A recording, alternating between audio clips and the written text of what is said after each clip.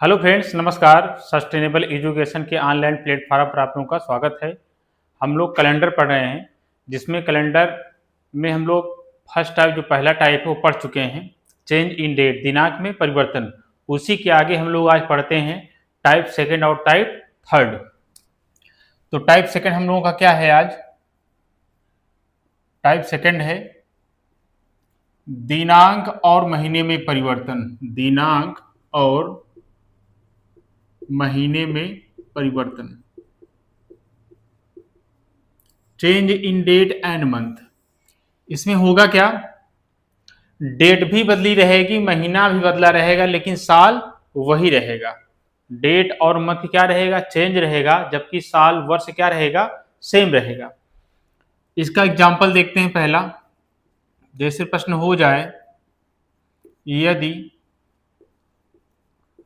वर्ष 2012 में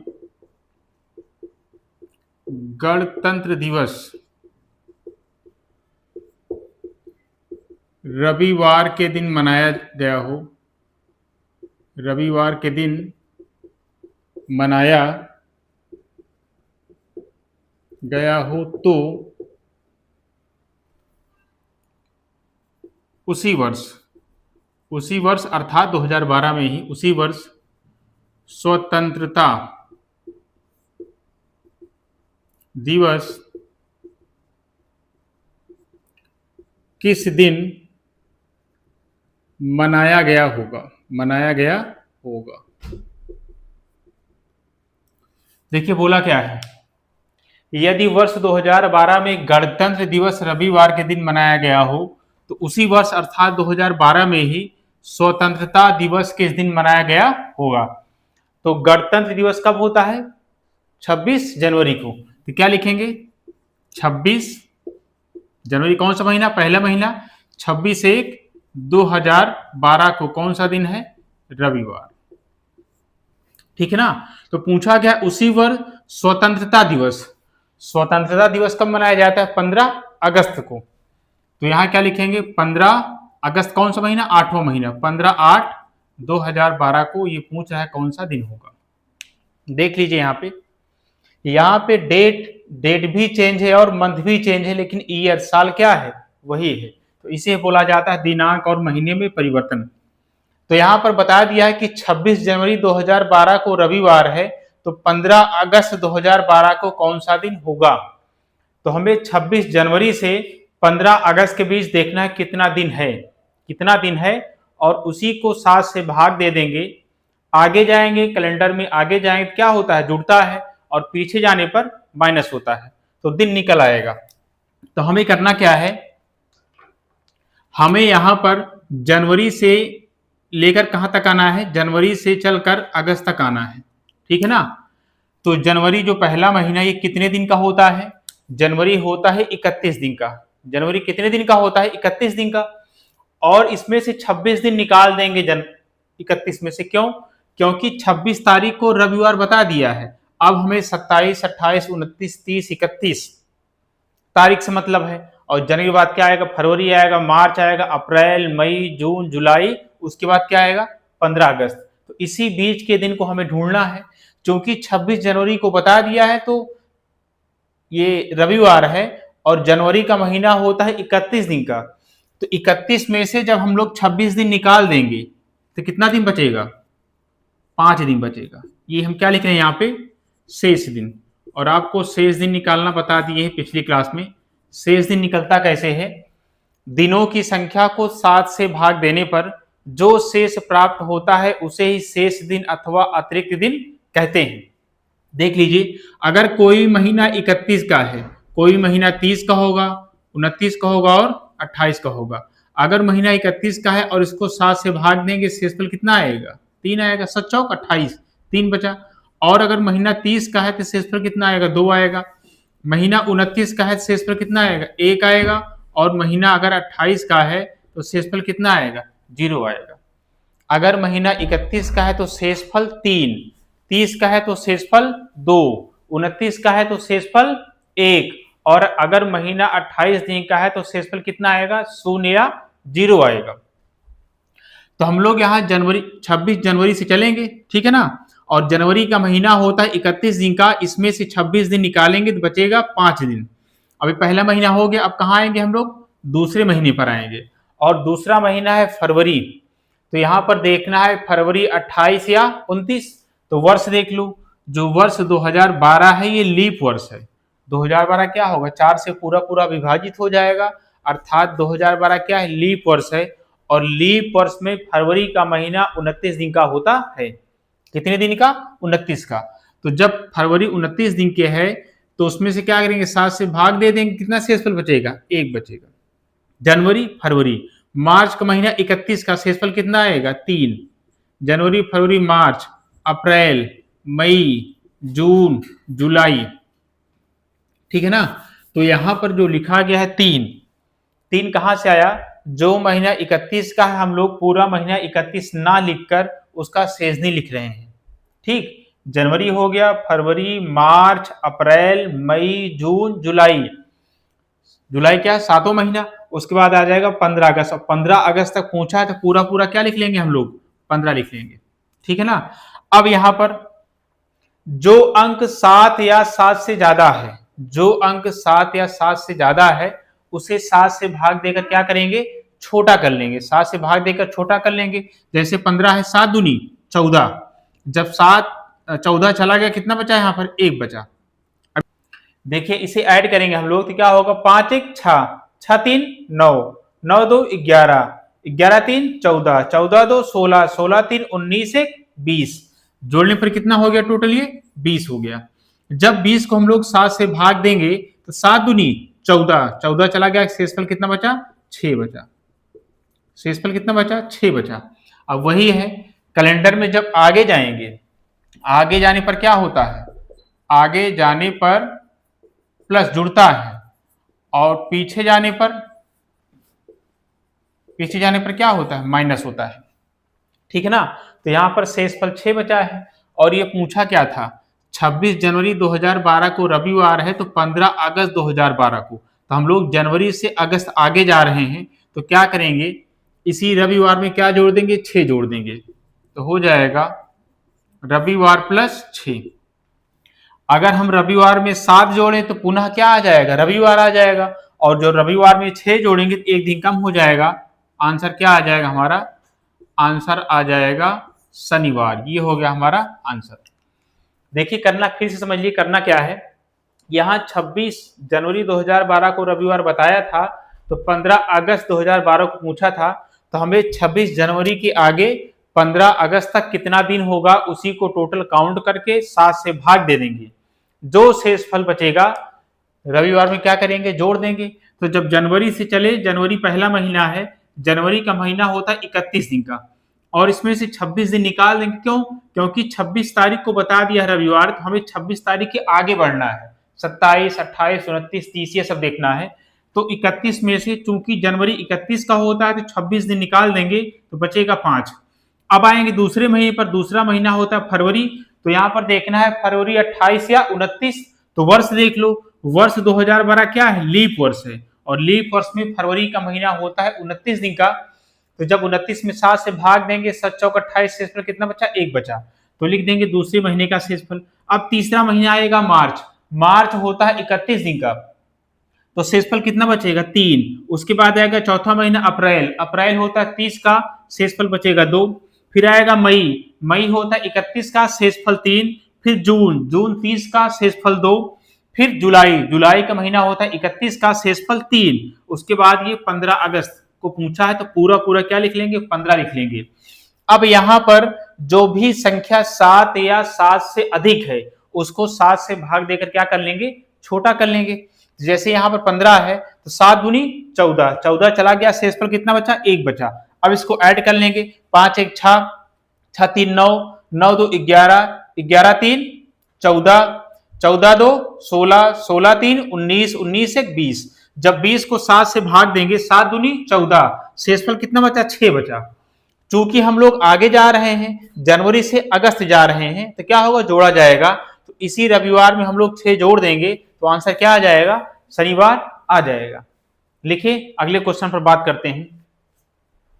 आइए हम लोग अगले क्वेश्चन पे बात करते हैं। क्वेश्चन क्या है, यदि किसी वर्ष 5 मार्च को शुक्रवार हो तो उसी वर्ष 10 अक्टूबर को कौन सा दिन होगा।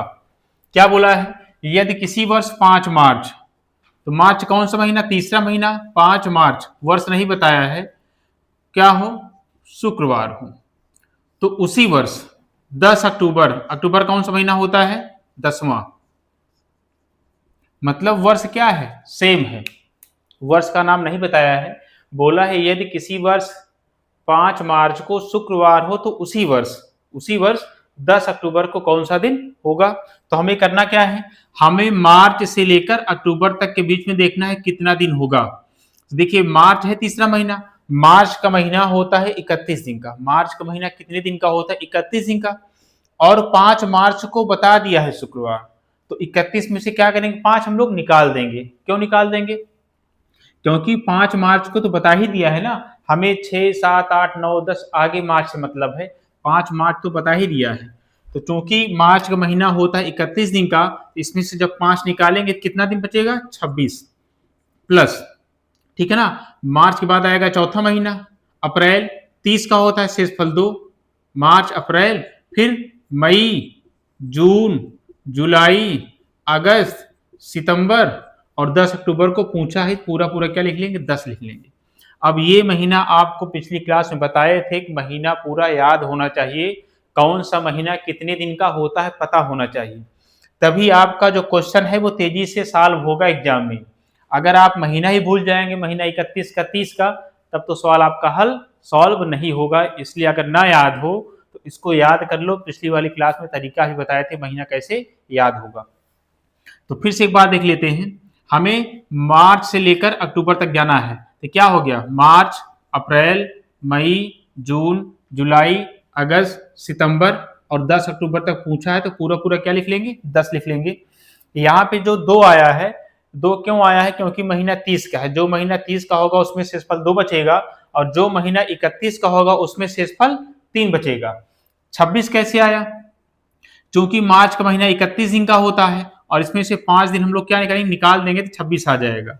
अब यहाँ पर जो संख्या 7 या 7 से ज्यादा है उसको 7 से भाग देकर क्या कर लेंगे, छोटा कर लेंगे। तो देखिए 7 त्रिक 21, 26 में से 21 चला गया, कितना बचा, 5 बचा, और 7 इकन्नम, यहाँ पर 7 इकन्नम 7, शेषफल कितना बचा, 3 बचा। अब इसको जोड़ लेते हैं, तो 5 2 7, 7 3 10, 10 2 12, 12 3 15, 15 3 18, 18 2 20, और 20 3 23, टोटल जोड़ने पर कितना हो गया, 23।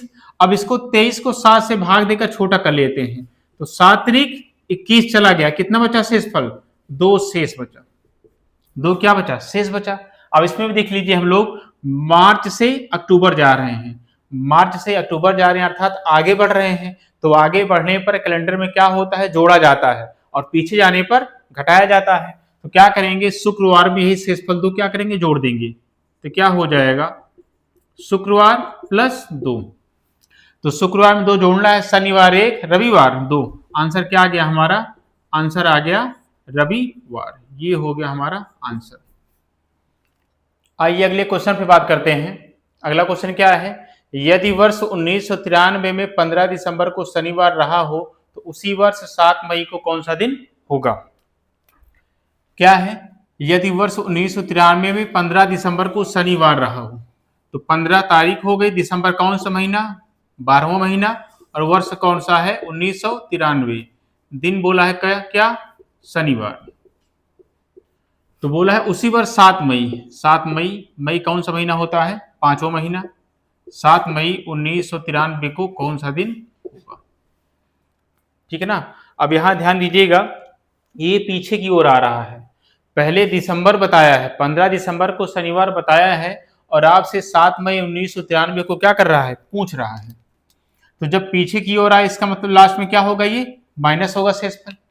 तो इसमें करना कैसे है, हमें दिसंबर से नहीं चलना, हमें चलना है यहाँ कहाँ से, मई से, सबसे छोटे वाले दिन से काउंट करेंगे, दिन जो शेष दिन निकालना है हम लोगों को, शेष दिन वो कहाँ से निकालेंगे, कहाँ से काउंट करेंगे, मई से।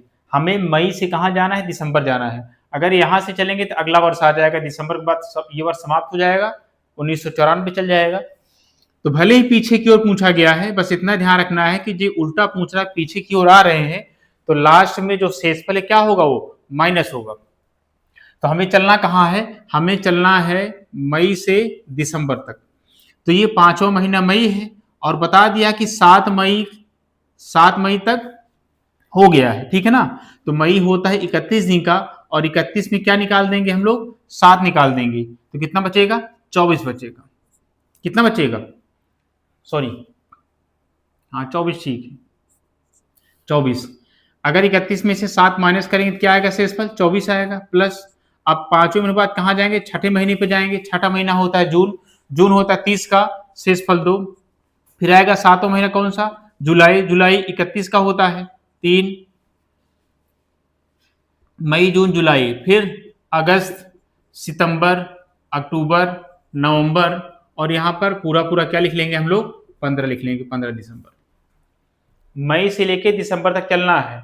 ये हो गया मई, जून, जुलाई, अगस्त, सितंबर, अक्टूबर, नवंबर और दिसंबर। तो यहाँ पर 7 से भाग देकर छोटा कर लेते हैं। 7 × 21 कितना बचा, 3 बचा, और 7 × 14 कितना बचा, 1 बचा। अब क्या करेंगे, इसको ऐड कर लेंगे। 3 2 5, 5 3 8, 8 3 11, 11 2 13, 13 3 16, 16 2 18, 1 19 हो गया। कितना हो गया, 19। और जब 19 को 7 से भाग दे, 7 दूनी 14, शेषफल कितना आ जाएगा, शेषफल आ जाएगा 5। तो अब करना क्या है हम लोगों को, क्योंकि हम लोग दिसंबर से मई आ रहे हैं, तो शेषफल जो बचा है शनिवार में क्या होगा, वो माइनस होगा। तो करना क्या है आपको, शनिवार -5। अब यहां पर आपको एक तरीका बताए थे कि अगर पीछे की ओर जाना हो और पीछे की ओर जाने पर प्रॉब्लम हो, तो दूसरा तरीका क्या बताए थे आपको कि भाजक में से शेषफल घटा दो।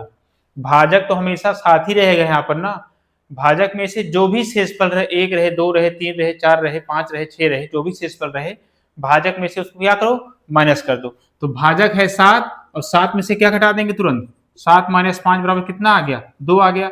अब हम लोग इस शनिवार में क्या कर सकते हैं, 2 जोड़ सकते हैं। तो शनिवार +2, रविवार, और क्या आ गया, सोमवार। यही हो गया हमारा क्या आंसर। पीछे की ओर जाने पर, जब भी पीछे की ओर माइनस करना हो, तो भाजक में से क्या करिए, शेषफल घटा दिए, जो बचे उसी दिन में क्या करिए, उसको जोड़ दीजिए, आंसर आपका आ जाएगा। अगर ये महीना कौन सा महीना कितने दिन का होता है याद होगा अच्छे से, तो ये सवाल आपका बहुत तेजी से, ये सब एग्जाम में लिखने की जरूरत है, तो समझाएंगे, आपको बता रहे हैं, ये सब प्रोसेस लिखने की जरूरत, सिर्फ आप इतना आप लिखोगे बस एग्जाम में, इतना लिख के, और यहीं पर ये तो कैलकुलेशन आप मन में कर ही सकते हो, ये आपका आंसर क्या होगा, तत्काल आ जाएगा। तो अगर ना याद हो तो महीना वगैरह सही से याद कर लो, तभी तेजी से आपका क्वेश्चन क्या होगा, सॉल्व होगा। लिखिए, अगले क्वेश्चन पे बात करते हैं। आइए अगले क्वेश्चन पे हम लोग बात करें। क्या बोला है, यदि वर्ष 2014 में 10 जुलाई को सोमवार हो, तो क्या है, 10 जुलाई, जुलाई 7वां महीना, 10 जुलाई 2014 को क्या हो, सोमवार हो। तो बोला है उसी वर्ष 25 जनवरी, 25 जनवरी कौन सा महीना, पहला महीना, 2014 को कौन सा दिन होगा। तो करना क्या है, हमें जनवरी से कहां तक जाना है, जुलाई तक जाना है। जनवरी से कहां जाएंगे, जुलाई। तो जनवरी का महीना 31 का, 31 में से 25 निकाल देंगे, कितना बचा, 6 बचा, जनवरी। अब यहाँ पे दूसरा महीना फरवरी आएगा। तो देख लीजिए 2014 क्या है, साधारण वर्ष है, लीप वर्ष नहीं है। तो साधारण वर्ष में फरवरी का महीना 28 का होता है। तो शेषफल 7 × 28 कितना बचेगा, 0 बचेगा। जनवरी, फरवरी, मार्च, अप्रैल, मई, जून, और 10 जुलाई तक पूछा है, ठीक है ना। जनवरी, फरवरी, मार्च, अप्रैल, मई, जून और 10 पूरा पूरा लिख लेंगे। तो यहाँ पे जो 10 अंक है 7 से ज्यादा है, 7 × 9 7, 3 बचा शेषफल। ऐड करेंगे, 6 3 9, 9 2 11, 11 3 14, 14 2 16, 16 3 19, 19 को 7 से भाग देंगे, 7 दूनी 14, शेषफल कितना बचा, 5 बचा। शेषफल कितना बचा, 5। शेषफल बचा हमारा 5। तो यहाँ पर क्या करना है, पीछे की ओर आ रहे हैं, जुलाई से जनवरी पीछे आ रहे हैं, क्या होगा, माइनस होगा। तो हमें सोमवार में क्या घटाना है, 5 घटाना है। और अगर घटाने में प्रॉब्लम हो तो क्या बता दें, भाजक में से शेषफल घटा दो। भाजक में से शेषफल गया, 7 माइनस 5 बराबर कितना बचा, 2। अब सोमवार में 2 जोड़ सकते हैं, तो सोमवार प्लस 2, तो मंगलवार और बुधवार, ये आ गया हमारा आंसर। तो उम्मीद करते हैं टाइप सेकंड आपको दिनांक और महीने में परिवर्तन क्या हो गया होगा, समझ में आ गया होगा। अब हम लोग बात करते हैं अगले टाइप पर। आइए हम लोग अब अगले टाइप पर बात करते हैं। टाइप थर्ड क्या है, साल में परिवर्तन, चेंज इन ईयर। हम लोग पहला टाइप और दूसरा टाइप पढ़ चुके हैं। पहला टाइप क्या पढ़े थे, दिनांक में परिवर्तन, चेंज इन डेट। अभी दूसरा टाइप पढ़े, change in date and month, दिनांक और महीने में परिवर्तन। अब हम लोगों का तीसरा टाइप है साल में परिवर्तन। इसमें होगा क्या, डेट और मंथ वही रहेगा, जबकि जो ईयर है, साल है, वो क्या होगा, बदल जाएगा। तो देखते हैं क्वेश्चन इस पर आधारित। यदि वर्ष 2001 में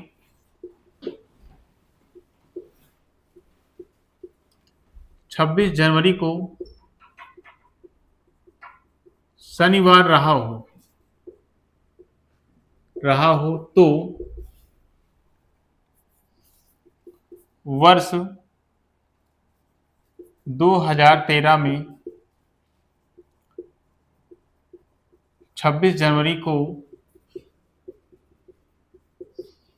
कौन सा दिन होगा। ठीक है ना, यहां देखिएगा जो डेट है और मंथ है, यहां भी 26 जनवरी था, यहां भी 26 जनवरी था, सेम रहेगा। क्या बदला है, सिर्फ साल बदला है। तो क्या करेंगे, हम लोग लिखेंगे 26 पहला महीना 2001 को कौन सा दिन है, शनिवार। तो पूछा है 26 जनवरी 2013 को कौन सा दिन होगा। तो इसमें सबसे पहले करते क्या है, 2 ही स्टेप करना है। पहला, दोनों वर्षों के बीच का अंतर ज्ञात कर लेंगे, दोनों वर्षों के बीच का अंतर ज्ञात कर लेंगे। उसके बाद दोनों वर्षों के बीच में कितना लीप वर्ष पड़ता है, कितना लीप वर्ष अधिवर्ष पड़ता है, दोनों को जोड़कर 7 से भाग देंगे, आंसर हमारा आ जाएगा। अब यही बात है, आगे जाने पर कैलेंडर में जुड़ेगा और पीछे जाने पर माइनस होगा। तो सबसे पहले क्या करेंगे, हम लोग इनको माइनस करेंगे। और हमेशा बड़ी संख्या में से छोटी संख्या क्या होती है, माइनस होती है। 2013 बड़ी संख्या है, 2001 क्या है, छोटी संख्या है। तो हम लोग क्या करेंगे, 2013 में से 2001 को क्या करेंगे, माइनस करेंगे। तो 3 में से 1 गया, कितना बचा, 2 बचा, ठीक ना। और 1 में से 0 गया, 1 बचा। तो कितने वर्ष का अंतर आया, 12 वर्ष का। कितने वर्ष का अंतर आया, 12 वर्ष का अंतर आया। हमेशा बड़ी संख्या में से छोटी संख्या घटाते हैं, मतलब हमें माइनस करना है। 2013 में से क्या घटाएंगे, 2001 घटाएंगे। 3 में से 1 गया, 2, और यहाँ पर 1 आ गया। तो कितने वर्ष का अंतर आया, 12 वर्ष का अंतर आ गया हमारा। अब क्या करना है, अब हमें देखना है कि 2001 से 2013 के बीच में कितना लीप वर्ष है। 2001 से 2013 के मध्य कितना लीप वर्ष है। तो एक तो सबसे आसान तरीका है कि यहां से यहां के बीच में आप काउंट कर लो, क्योंकि आपको पता है लीप वर्ष हर 4 साल बाद आता है। लीप वर्ष कब आता है, हर 4 साल बाद। और जो संख्या 4 से विभाजित होगी उसे ही क्या कहेंगे, लीप वर्ष कहेंगे।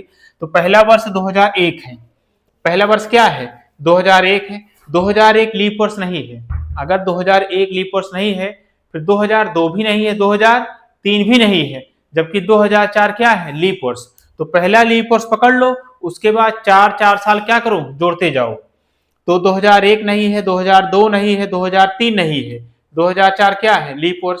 अगर 2004 है तो अगला लीप वर्ष कब आएगा, 2008 में आएगा। उसके बाद अगला लीप वर्ष कब आएगा, 2012 में आएगा। तो यहाँ पर टोटल कितना लीप वर्ष निकला, 3 लीप वर्ष निकला। कितना लीप वर्ष निकला, 3 लीप वर्ष निकला। या 4 में या 12 में आप 4 से भाग दे देते, 4 तिहाई 12, लेकिन ये हमेशा सही नहीं होता है। तो अगर छोटा हो तो इसी प्रकार निकाल लो, अगर वर्षों में बहुत ज्यादा अंतर ना हो तो ऐसे आप जोड़कर निकाल लो। और ज्यादा अंतर हो तो करना क्या होता है, दोनों वर्षों के अगले लीप वर्ष लिख लेते हैं, दोनों वर्षों के अगले लीप वर्ष लिख लेते हैं। जैसे 2013 का अगला लीप वर्ष क्या होगा, 2016 होगा। और 2001 का अगला लीप वर्ष क्या होगा, 2004 होगा। तो 6 में से 4 गए, 2, और यहाँ फिलहाल कितना आया, 12 ही आया, ठीक है ना। अंतर कितना है 12 आया। अब 12 को जब 4 से भाग देंगे, 4 तियां 12, कितना लीपर्स निकला 3 लीपर्स निकला, ठीक है ना। कितना लीपर्स निकला 3 निकला। आप चाहो तो ऐसे जोड़ लो, ठीक है ना। 2001 से 2013 के बीच में काउंट करना था।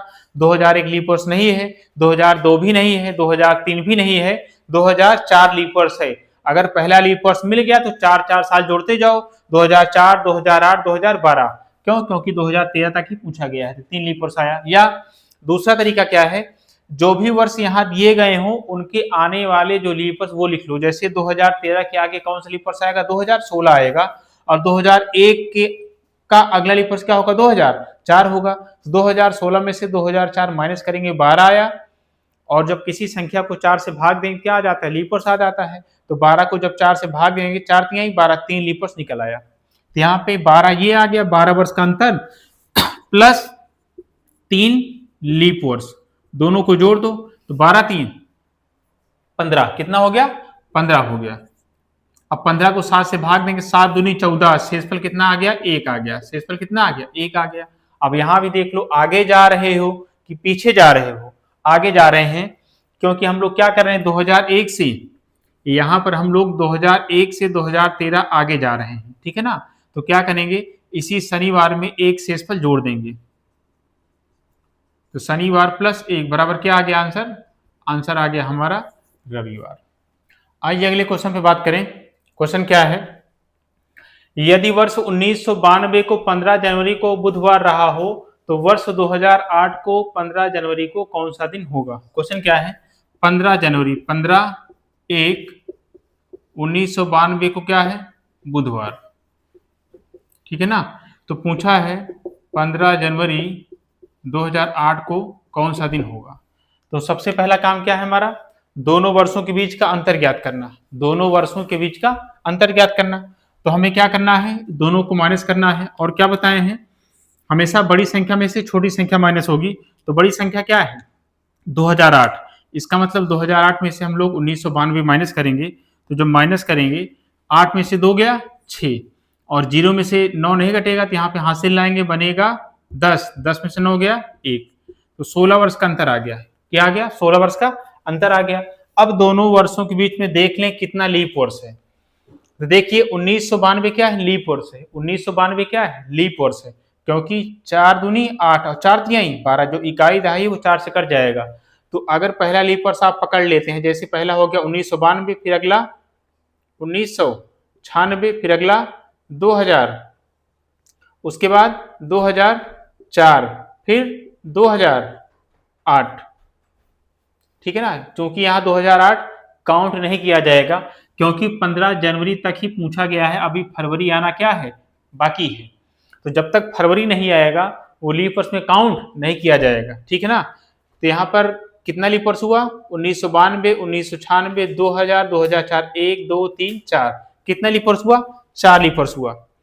या दूसरा तरीका क्या है, दोनों वर्षों के अगले लीप वर्ष लिख लो। जैसे 2008 का अगला लीप वर्ष क्या है 2012, माइनस 1992 का अगला लीप वर्ष क्या है 1996, माइनस करेंगे तो 12 में से 6 गया 6, और यहाँ 10 में से 9 गया कितना है 1, 16 वर्ष, 16 का अंतर आ गया। और जब 16 को 4 से भाग देंगे 4 चौक 16, कितना लीप वर्ष आ गया 4 लीप वर्ष। देखिए हम लोग यहाँ भी 4 से भाग दे सकते थे, लेकिन हर जगह अगर करोगे तो आपकी आदत यही बनी रहेगी। और अगर कभी बीच में शताब्दी वर्ष आ गया तो आपका लीप वर्ष क्या हो जाएगा गलत हो जाएगा, ठीक है ना। इसलिए यहां से भाग नहीं दोगे। अगर वर्षों के बीच में अंतर कम है तो आराम से आप कर लोगे। जैसे 1992 लीप वर्ष है, अगला 1996, अगला 2000, अगला 2004, ठीक है ना, 4 लीप वर्ष हो गया।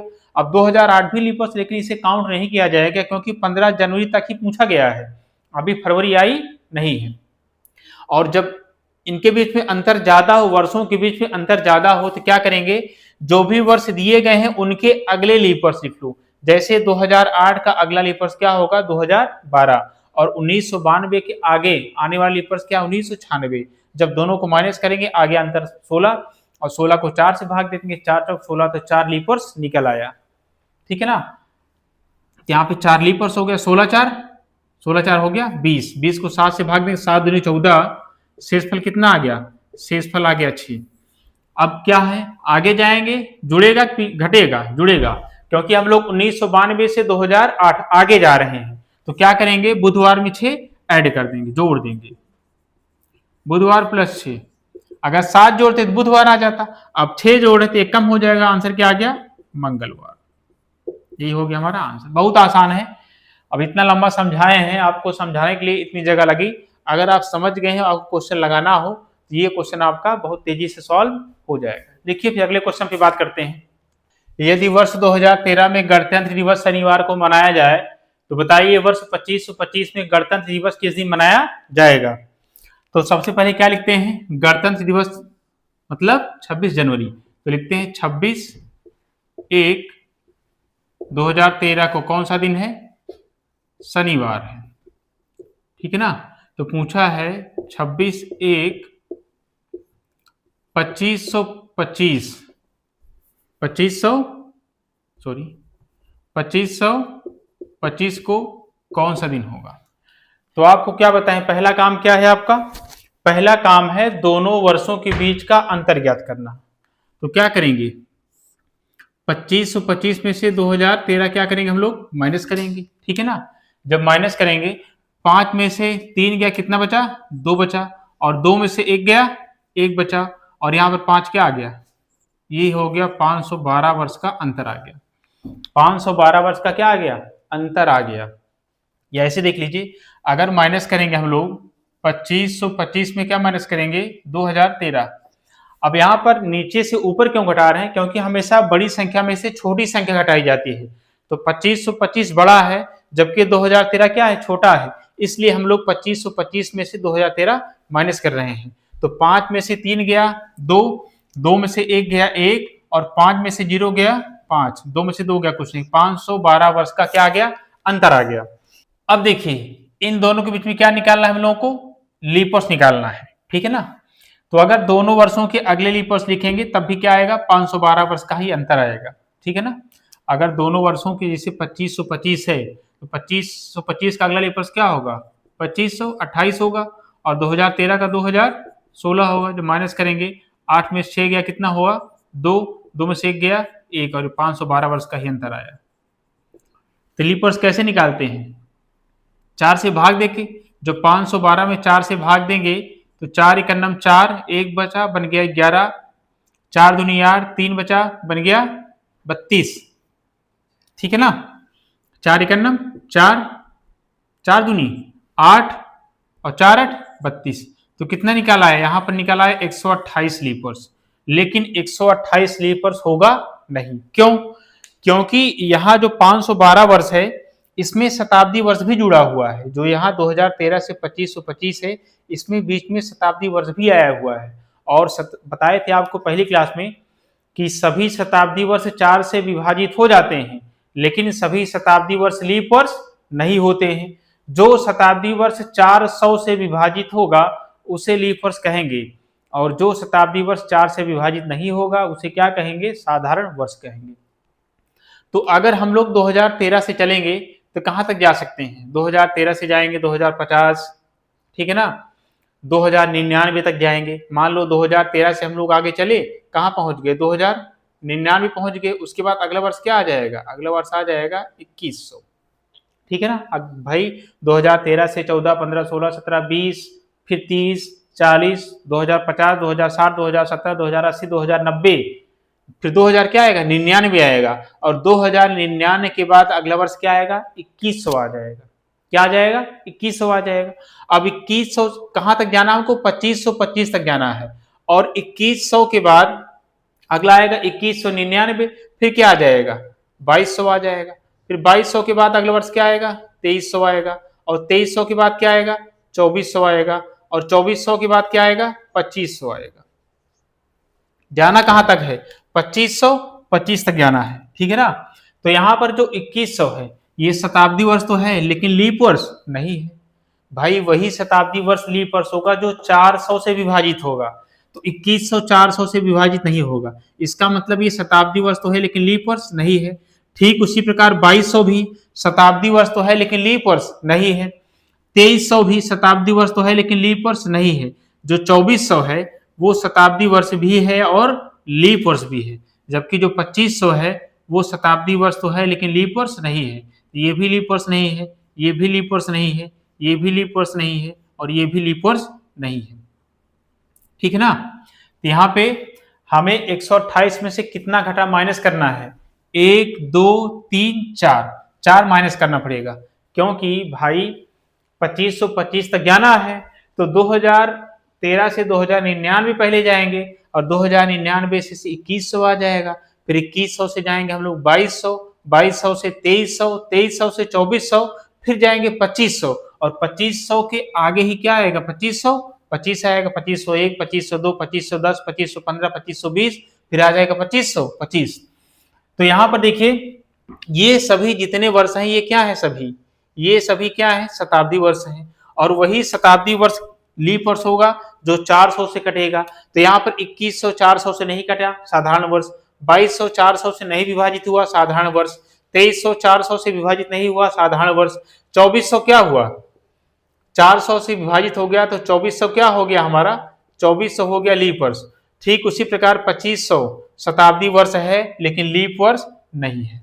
तो 1 2 3 4, 128 में से 4 क्या करेंगे, माइनस करेंगे तो कितना आ जाएगा, 124 लीप वर्ष निकल के आ जाएगा, 124 लीप वर्ष निकल के आ जाएगा। तो क्या करेंगे, 512 प्लस 124, जब दोनों को ऐड करेंगे तो यहाँ पे 4 2 6 और 2 1 3 और 5 1 6, कितना हो गया 636।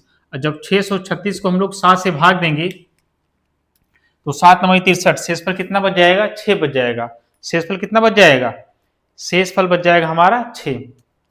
ठीक है ना। जब इसको 7 से हम लोग क्या करेंगे, 7 से डिवाइड करेंगे तो शेषफल कितना बचेगा, यहाँ पे शेषफल बचेगा 6। अब वही बात है 2013 से 2525 मतलब आगे जा रहे हैं, तो आगे जाने पर क्या होता है, जुड़ता है, तो शनिवार में 6 हम लोग क्या करेंगे, जोड़ देंगे। तो शनिवार प्लस 6 बराबर क्या हो गया, आंसर शुक्रवार हो गया। आंसर क्या हो गया, शुक्रवार हो गया। लिखिए इसको। आइए अगले क्वेश्चन पर हम लोग बात करते हैं। क्या पूछा है, यदि 15 मई होता है 5वां महीना, 15 मई 2010 को क्या हो, शुक्रवार हो,